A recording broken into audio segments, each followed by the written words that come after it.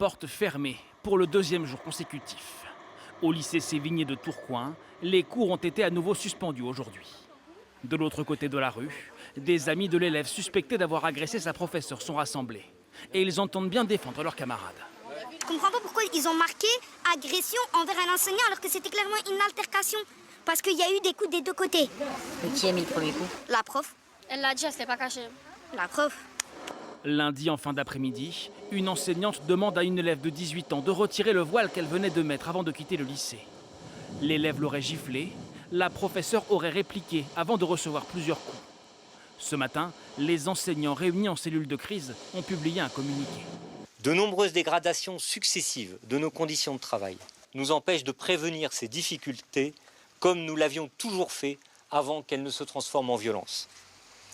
Cette situation devient malheureusement une norme pour la grande majorité d'établissements scolaires et se traduit par des tensions et des souffrances chez les élèves et les personnels. Interpellé hier à son domicile, l'élève a été présenté ce midi à un juge en comparution immédiate. Mais son jugement a été repoussé pour lui permettre de préparer sa défense. C'est une jeune fille qui n'aurait jamais dû faire l'objet d'une comparution immédiate. C'est une procédure, je le rappelle, uniquement pour les personnes qui ont des antécédents judiciaires. Ce n'est pas son cas. C'est un dossier extrêmement violent pour elle, parce qu'encore une fois, toute cette pression médiatique n'aurait jamais dû avoir lieu. Maintenant, on sera présent au mois de décembre pour préparer son audience. De son côté, l'avocat de l'enseignante a fait part de l'état d'esprit de sa cliente, qui n'était pas présente à l'audience.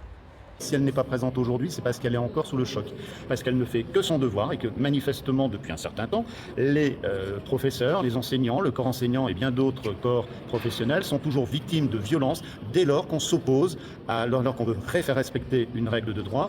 Le procès de l'élève aura lieu le 11 décembre. Un nouveau rassemblement est prévu demain devant l'établissement, à l'appel de ses amis.